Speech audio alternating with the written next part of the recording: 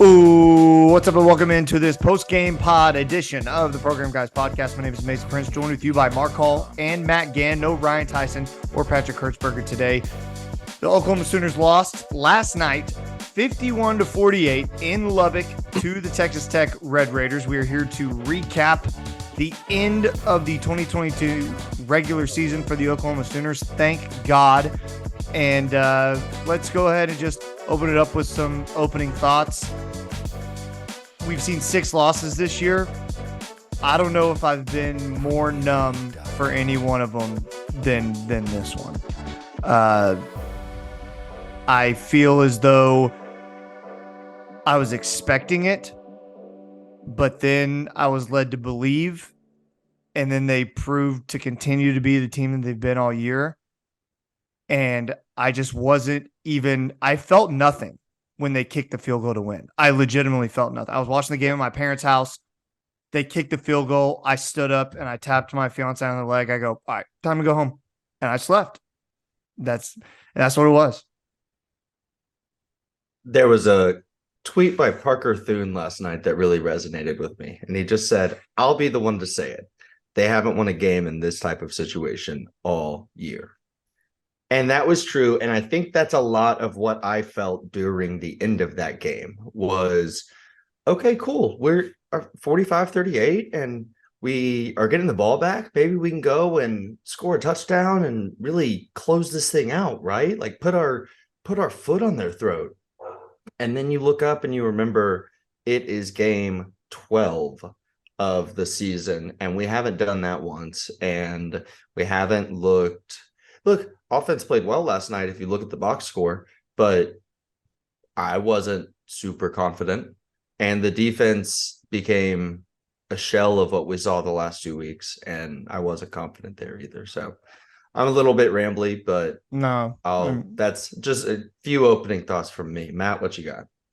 Yeah, Mason, I think you hit on head. The pain's over with, right? The week in, week out of just knowing which OU football team is going to show up, because we have seen some great games last week. The Bedlam game, the defense absolutely shut down the Oklahoma State Cowboys offense to 13 points, even though they did have quite a bit of yards. They didn't give up a lot of points. So it was just kind of waiting to see what team was going to show up on the last regular season game. And unfortunately, it's been really the team that we've seen all year, giving up a bunch of big plays, giving up a bunch of yards, and obviously a ton of points last night. I mean, this was a classic Big 12 shootout. I think for me, it's just more sheer disappointment that the defense didn't come out and play better. The offense had 700 yards and 48 points. I don't know what more you can really ask of the offense to do at that point. Oh, we're going to talk about it. I know we're going to dive down in, but just more for me is the season's over. Let's focus on getting some practices in for the bowl game. Let's have a good bowl game. Let's end on a high note, and let's head into next season. Yeah. Mark, did you have anything to add before we hopped into the offense or no? No, we can. Okay. We can move All on. right. So let's hop into the OU offense. We'll start with the offense because I think they were the bright spot. And I think where you lost the game is the second quarter. You were up, by a good margin. You get outscored 23-10 in the second quarter, and that's how you lose the game. I thought as soon as it was 24-23 at half, I thought they were dead. I said, there's no way this team's winning this game because they showed once again after the first quarter that offensively they just sputtered. And yeah, they had big plays and they hit some deep balls. I thought Theo Weiss had a great game. I was so happy to see him do well. That was really exciting for me. Offensively, Eric Gray once again balled out. Eric Gray, that was the quietest 161 I've ever seen him have. I looked up and he had 161. I had no idea. And I thought Dylan Gabriel played great. If you're of the camp that Dylan Gabriel is the biggest problem with this offense, I will point to this game as example number one why he's not. Because I look up and I'm like, his stat line looks very similar to Baker Mayfield's that 1 year. Now, granted, he had 100 less yards and one less touchdown, but he still had a fantastic Baker game. was good. Yeah, I know. But I thought Dylan played a good game. Yeah, he had some throws that I'm sure he would have liked back. one pick as well. That pick wasn't good. I don't know. I feel like I'm just naming off a bunch of stuff. I don't really have a point right now other than like I think the offense played well enough to win the game. And when you score 48 points, you should win the game. Period. Plain and simple. That's it. The offense played well enough to win the game and also left things on the table that I think are worth mentioning. We continue to not use the play clock to our advantage late in games. I understand that the identity of the offense is quick. But after last week, especially, you can't tell me that that's a good look at the end of the game to be snapping the ball with 30 seconds left when you're essentially in the 4-minute drill. Plays to the short side of the field. I don't know when Jeff Lebby became Josh Heupel with these swing passes to the running back or Jaleel Farouk or Dude, I'm Drake, done. whatever it is. I'm done seeing a bubble. I'm done. And I'm fine with it when you have like a little bit of space, but we are tossing these balls to the short side of the field where we're outnumbered and there's nowhere for our back or receiver to go. What's the point? We're giving up, like we're just conceding a play. And finally, just drops by guys. I agree with y'all that Dylan played well, but drops by Javonte Barnes in a key situation. That play up the seam, he should still be running. Braden Willis, I thought for the I'm bringing up the stats. 7 catches, 74 and 2 touchdowns. He could have had more. Yeah. He could have had more. Theo Weiss, for as good a game as he has, gets us another offensive PI. Just because we can't run a pick play. It's game 12 and 2 seniors can't run a pick play. That was the worst attempt at a pick play I've seen in a long time.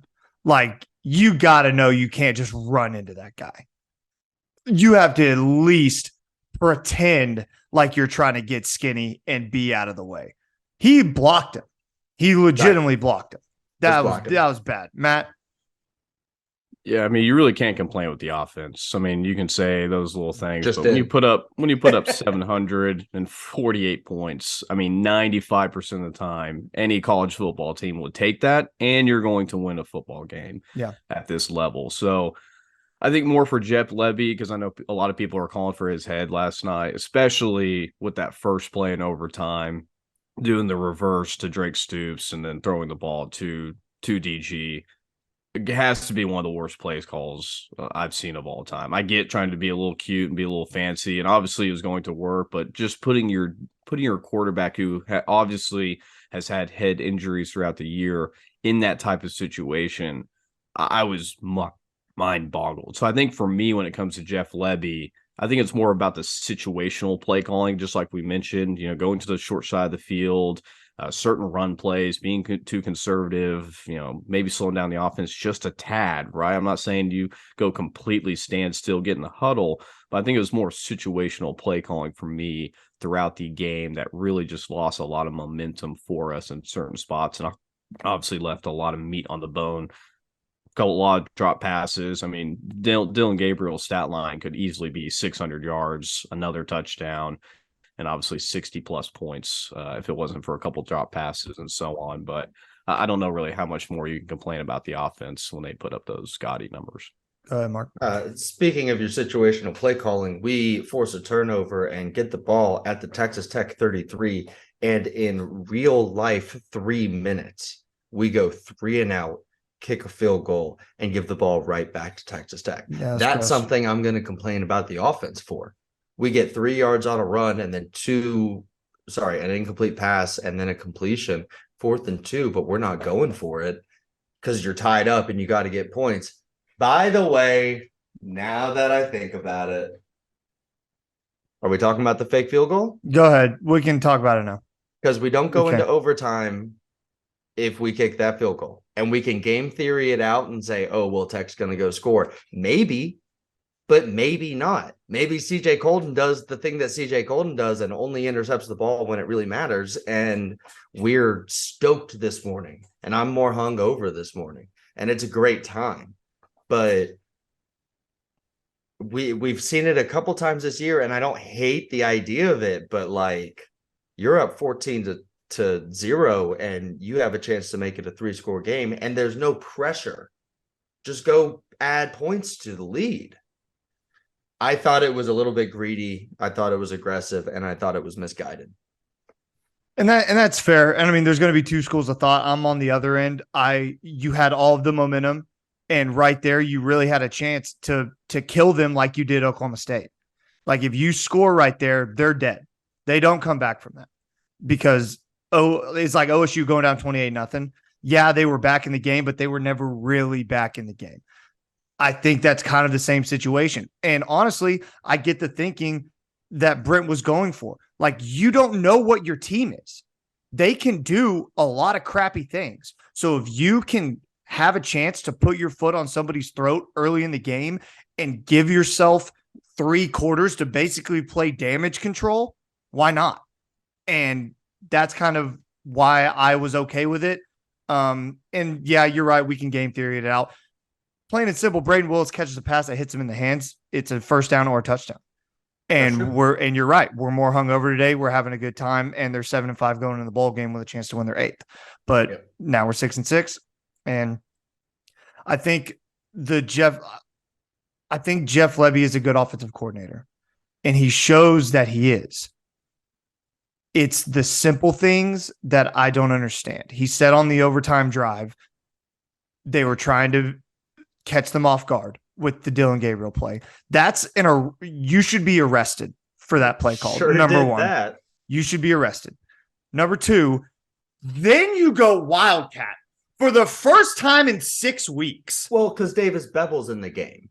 What are you going to do? But run that you haven't run it in 6 weeks. Yeah. Is what I'm saying. Where's this guy been? Yeah. Yeah. And then 3rd down, he said it was a called quarterback draw on 3rd and 11 or 3rd and whatever. It didn't appear that way, the way that maybe I need to watch it again. He said he had options to throw, but the call was a quarterback draw, and you give Dylan the option to throw. Also, you definitely missed Andrew Raymond, Wanye Morris on the offensive line, 100%, because Dylan was getting way more pressure than he's seen in a long time.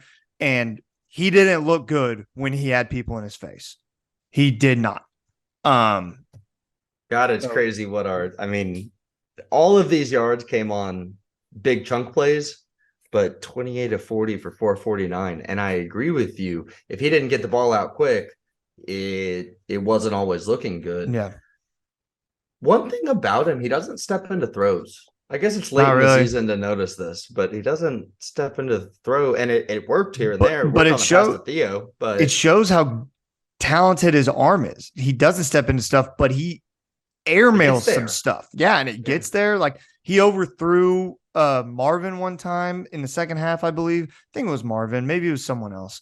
But also, that's the Dylan Gabriel experience. Sorry, Matt. This is my last point, and then we can get to Matt, and then we can move to the defense. Marvin Mims has to have more targets in the second half. I know he got a touchdown wiped off the board. He had 150 yards in the first half, he had 162, and he ended with no yards in the second half. That cannot happen. That is when people are mad at Jeff Lebby. This is number 1 on my list. Why I'm mad at him. He was on one. He was uncoverable. And you draw up nothing. You do all these screens to Jaleel Farouk, and you do all this quick motion stuff to try to get holes open for Eric Gray. But Marvin Mims, the best receiver on your team, second half, we're just like, he's eaten. It's time to move on. That's ridiculous. That's fireable. I don't want him to be fired, but that's a fireable offense. If he wanted to be fired, that could be example A. Matt, go ahead. No, I mean, I agree. It's tough knowing that DG probably had his best game yesterday. I mean, he threw 6 touchdowns. And again, the pick that he had, very bad situation on our side of the field, throwing a very long ball all the way across the field to Drake. And obviously he's left-handed. Not stepping into it. Just gives Mark. Yeah, just didn't have enough on it to get there. And obviously that was a turning point in the game as well. So it's just these little moments where OU just kind of falters a little bit, right? It's the fake field goal. It's the DG interception. It's the 4th down plays that we can't convert. It's just these really simple execution things that have really haunted us all year long, and obviously continued to do that last night. And ended up being our downfall. So again, it's not a whole lot on the offense, a lot of little execution things that could have done better, but I really liked a lot of the deep shots. I think this last night was probably the most deep shots I've seen DG take. And that's what he's been known for, right? When he's coming into the season, of how accurate and how many deep balls he has thrown. Because the broadcast said it all last night. Texas Tech was playing one deep safety. That really allowed Marvin Mims and Theo to get behind a lot of those guys. And I thought DG did a really good job. And I think the offensive line held up for the most part. But again, there were situations where they gave up a lot of pressure. So overall, it's hard to, again, with the offense we had last night, to still lose by a field goal. I know we outgained them by 73 yards, and they have another turnover than we do. They have 5 more penalties than we do, and we find a way to lose the game. Yep. That sucks. And the defense is a part of it too. I'm just, as Matt's talking, I'm hearing him and I'm looking at this and I'm really upset. Let's talk about the defense. Defense allows 599 yards of total offense, 436 through the air, 163 on the ground. They turn the ball over twice. So one thing that stood out to me, Texas Tech on the defensive side of the ball was flying around and smacking our guys in the mouth. Eric Gray got popped a few times. Dylan got popped a few times, and it obviously affected him in overtime. Our guys, besides one hit I can remember from Key Lawrence, our guys weren't doing that. I feel as though they just weren't flying around. They were indecisive again. We were back to square one of guys not knowing where they're supposed to be. The thing that sticks out to me the most, CJ Colton had a great game. I thought he played well. 3rd down and 11. They run an in-breaking route. CJ Colton holds. The receiver still gets away from him, catches the pass, 1st down. How are you going to hold and still let a dude catch a pass? That's how bad they are. That's how bad they are right now. And it's so unfortunate. I'm trying to get the tackles in front of me. I'm sure Danny Stutzman had another great game tackling, and I don't have a problem with how Danny played. Yeah, 18 total tackles. I thought he played well. I thought Danny had some solid moments. He lost contain on one run that led to a 1st down, I know for a fact. But that's just one. No, but if we're talking inside backers, he's not the one I have an issue with. Dude, David Agwebu. I see why JK7 gets those snaps at the end of games. I don't know where he was last night. That was wild. He's out of position on every single play. He over pursues. He gets beat in one-on-one tackles. He doesn't break down. He cannot take a good angle. He's not fast enough to pursue. It is tough, man. If he's not making the tackle within the first 4 yards of the line of scrimmage, he's not making the tackle because he's not fast enough to catch up on the backside. It is upsetting how much he got beat. Yeah. I think that the defensive line and the linebackers were the main problem for me tonight. I don't have a problem with the secondary. You can look at the 400 yards or whatever and be like, oh yeah, well that's on the secondary. A lot of those yards came because we couldn't get any pressure. No one was back there in the face. He held on to the ball forever. You can't expect your corners to cover for 5-6 seconds down the field. Like, you can't do that. That's just not how it works. Matt, go ahead.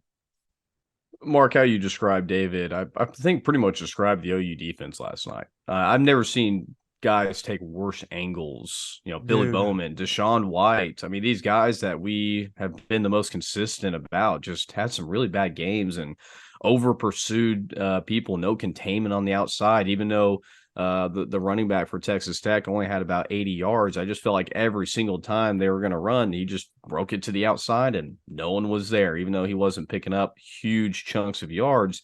There's just no containment there. So, Mark, I think, no, you're not just describing Dave. I think you're describing pretty much what we saw from the entire OU defense last night. And I think a big thing that I'm not sure if you guys noticed at all, but Isaiah Coe was not playing last night. I think we really missed him because he brought a lot of pressure in the Oklahoma State game. And Mason, just like you said, no pressure equals, I think the guy had probably 8 to 9 seconds every time he dropped back because we just could not bring pressure to him. And even when we brought a blitz, they just always had the perfect play call for it. So very unfortunate, but to give up that many yards, that many points, I think it's going to be not just the players, it's also coaching as well for me as well. So three quarterback hurries on 50 dropbacks, on 50 pass attempts. Yeah, That's insane. That's insane. That's all I wanted to say. Mark, go ahead. No, that's funny because what I was looking at was 1 sack on 51 pass attempts. It's so gross. Yeah, less than 2% of the time that he dropped back to pass, we got a sack.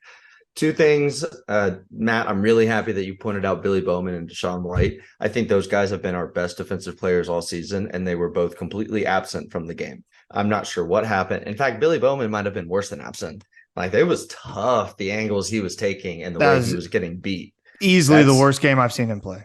Completely unlike him. I know. Completely uncharacteristic.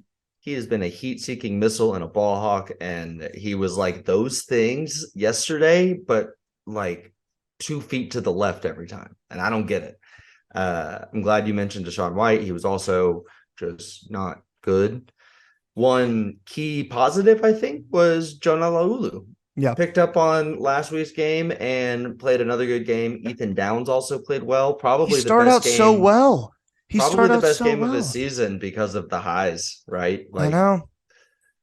Other than that, man, there's not a lot defensively to be stoked about. I find myself thinking about all the times this year that we convinced ourselves we were watching development on that side of the ball, and it would only last we won 3 games, lost 3 games, won 2 games, lost 2 games, won 1, lost 1, right? And for all of those spells, I was convinced we were seeing goodness, and it just doesn't build into anything. I don't know why. I wanted to ask you guys this. I want to get both of your thoughts, because a lot of people are kind of tired of the Ted Roof experiment. Because if Brent is going to go in his press conference and admit that he's the guy who leads the defensive meetings, then somebody's got to be the scapegoat. And if Ted Roof doesn't lead the defensive meetings, it seems like he's got to be the scapegoat. Does something have to change on this defense staff-wise before we see any changes, or is time just the only thing that's going to make this better? I mean, I think it's a little bit of both, but I think who does the play calling for the defense definitely has to change. Now, again, there's only so much that the play calling can do, right? We can't put everything on play calling. It also has to come down to player execution. And when people aren't in their gaps, people aren't doing certain things or where they're supposed to be, that does come down to coaching as well. But I think there are going to have to be some changes. I think BV needs to be more involved. I know there's not a lot of head coaches that do play calling as well, but I think this is gonna have to be an opportunity where BV over the offseason says, hey, this is what I've done. This is how I made myself and my career as a defensive coordinator at Clemson and Kansas State and all that. I think he needs to start doing the play callings. I think he needs to be more involved. I think this is a good year for him to kind of fill out what head coaching actually means, but there definitely needs to be some changes in who's doing the play calling and just the overall coaching. Because like Mark said, the development of the entire season just wasn't there. And it's just really sad to see, especially with the coaching staff that we did bring in. We do want to see these players get better over the season and not just kind of stay the same. I feel like we were excited about the staff, but everyone was kind of on the same page about Ted Roof being like, I mean, yeah, he's a dude, but like he's not the sexy higher name like that Jeff Lebby was when you brought him in. Go ahead, Mark. Well, that's because Brent Venables was the sexy higher name on the defensive side of the ball. I think that if you watched the same 12 games that I did and you watched the players on the defensive side of the ball and you still need a scapegoat for this season, then it's just reductive to me. Like the personnel was not good. I don't know how you blame Ted Roof for that. I don't know how much of this was Ted Roof's job versus Brent Venables' job. I mean, if we want to come down on the defense, Brent Venables is where you come down on the defense. It is not Ted Roof. Danny last night was good, but he wasn't great. David was bad. Linebacker is Brent Venables' position. He coaches those dudes directly. Yeah. Why did those guys not develop more completely throughout the season? Yeah. Why did Deshaun White fail to show up on the last night? I don't think that the problems can be assigned to one person. I think that they are quite a bit bigger than that. So let's talk about Brent real quick. Just there's a lot of decision making that a head coach has to make during a game that I feel is questionable at best. You have 3 timeouts at the end of the game, and Texas Tech is driving, and you have a chance to stop them and maybe get the ball back. You don't call a timeout for any of those. You let them run down the clock. You let them get to overtime, and then you do that in overtime. That's not the overtime isn't on Brent, but I'm saying getting to overtime, getting the ball back with 3 seconds left. You have all 3 of your timeouts. At one point on second down, you could have stopped them, and there's like a minute left. Like you get a tackle on second down, there's like a minute left. Why not call timeout there? Get your play call right. Let them run a third down. If they run a third down play and you stop them, call a timeout again. Let them kick a field goal. You're getting the ball back 45 seconds left with the way the offense was performing last night. That's not crazy to think you could get a shot and maybe go win the game with a kick. Where's Matt Wells? Yeah. That's what you're saying right there to me is where's Matt Wells? That's who needs to be in his ear on those things. Yeah. He's never had to think about those decisions, and he's out there straight freaking calling the defense, basically. He's doing this thingy all over the field. He's not thinking about, oh, shoot, we got 3 timeouts left. There's a minute 20 left on the clock with, 3rd and 2. I need to call one. That's never been his mindset. And I'm so glad you're pointing it out because it's a deficiency that they have to address. Yeah. And that's not me saying that he can't improve. I think if you're watching this right now and you're like upset with this team, and rightfully you should be, there's no reason to say that people can't improve. Bob Stoops improved after his first 7-5 year.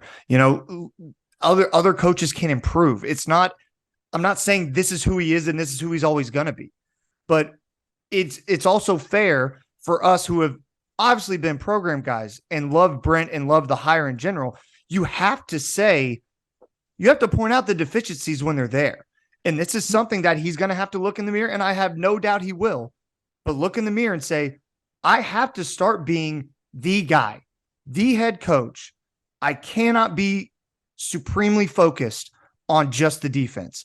I have to be involved in every aspect of the game. Jeff Lebby can run the offensive meetings, but you sure as hell got to be there knowing what the hell he's going to call on a third down and know that that's going to be the right call.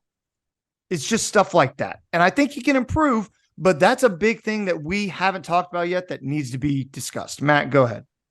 Yeah, I think this is bump and bruises for being a first-year head coach. I know people probably come at me in the comments, oh, what about Sonny Dykes at TCU? Well, did their program get stripped and their head coach run away in the thief of the night, take the whole program, try to gut them gutless? I mean, those are just excuses that, people are going to talk about, but OU has never faced this type of transition before with the timeline, BD coming in, all that coming. So there was going to be bumps and bruises. I don't think we thought, I guess after the first 3 games, we were talking playoff, but that was very shortcoming, especially after the following few weeks. But it's a first-year head coach. Program is the guys that aren't his. He's got to bring in his own recruiting classes, the guys that he wants to bring in. And there's going to be things he's got to learn, like the timeout situation, time management. I think the communication between the coaches have to be better, especially like on those things that you said, Mason. Hey, do we need to take a timeout here? Hey, how much time do we want to give DG? Hey, what can we do this? So I think those are all going to be things that were going to be issues to begin with, and hopefully they can improve it on the offseason and come into the new year strong.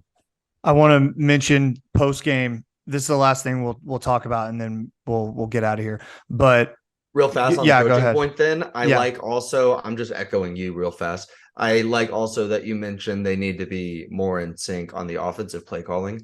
Jeff Lebby has always had a check, right? There's always been another head coach that is sort of saying, hey, what are you doing? An offensive-minded guy, right? Lane Kiffin's an offensive-minded guy. He's the one who's really, making sure the offense runs. Here, it's been contracted out completely to Jeff Lebby, and I like that. I like what he's about. But there's got to be a little bit more oversight from Brent. I can agree with that. Post game, we heard Dylan Gabriel ask the question, do you see yourself being at Oklahoma next year? And Dylan's response was, it's too fresh, too soon to really give a 100% answer. I saw that, and like last night when I was mad and a visceral reaction, I was like, are you going to transfer to another school? Like, what the hell is this? But then after thinking about it, obviously they're probably asking him if you're going to go pro and enter yourself into the draft. I would be shocked if that's the decision that he came to. You don't know what goes into people's decision making. Maybe he has some other stuff that going pro is the best choice for him. And if that's the case, then I thank him for his service. I think this team really needs him to be here for next year, because if you're thinking that you're going into next season and Jackson Arnold is like the guy from day one, I don't think that's healthy for a freshman like that. I think he needs to have someone ahead of him who's taken the majority of the reps in camp, and then maybe you win the job in camp if you're the guy. But man, I hope Dylan comes back. I really, really hope so. Also, Theo Weiss was quoted as saying, love this quote, that I want to get it right. So you guys give me your thoughts on, go ahead, Mark. Yes, please do. Theo Weiss on culture, quote, the record might not show it, but trust me, it's going in the right direction. He says all the time he's in the double A gap. He's really in the double A gap. Brent The man Venables doesn't budge. Yeah, Brent Venables. Yeah. The man doesn't budge. He means everything he's saying. I'm 100% behind him, close quote. Man, that is cool. Theo Weiss came in with a completely different class into a completely different program and has seen this be stripped down to the parts and rebuilt, has seen it go 500 and is still like, nah, this is right. This is the right thing. That's the kind of quote that should give us all a little bit of pause when our, house on fire, the best of us. Yeah. Matt, because a player like that, just a player like that gets it. Go ahead, Matt. Sorry. No, Mark, that's a great point, because that's exactly why we brought BV in. It wasn't just for this year to go get a national title. Like, right, this is for a longer term hire that we brought BV in, especially as OU goes into the SEC in a few years. So that allows BV to come in, create the culture that he wants, which is exactly what Theo talked about. Get the program going in the right direction, bring in his guys with a couple of recruiting classes, and really hit the ground running, especially when we go to the SEC, because that's exactly what we brought him in for. Right now, this year has not gone exactly the way OU fans wanted. We always have a high expectation. We haven't had a losing season since like 1980 or something like that. So that's obviously on the line for the bowl game. So hopefully we can go out there and do that. But OU has the expectation every single year to get to the playoffs, to get to a national championship. And that just wasn't it with everything going on. So I love the quote. I think that really, like Mark said, gives us a little bit of pause. Let's just take a step back. Okay.